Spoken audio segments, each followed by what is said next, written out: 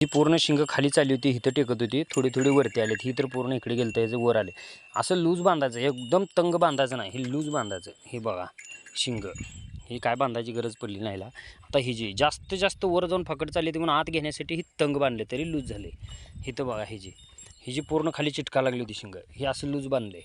कसं आहे, ही ऑटोमॅटिक शिंग वर येते ती. ही जी बघा सेम हिच्यासारखी शिंग होती, ही अडकत होती, जाऊन मानेत अडकत होती.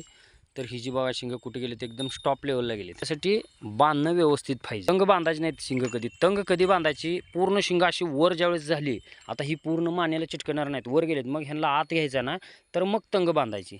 व्हिडिओ लाईक करायला आणि पुढं शेअर करायला विसरू नका. तसंच आपल्या आयडीला पण फॉलो करा. इथं बघा नीट चारताना कसं इसकं बसतात, असं बसत बसत ही शिंग अशी वर येतात व्यवस्थित बरं का. हां, अशी माहिती कोण सांगत नाही नीट, जी ते आकडू लोक आहेत.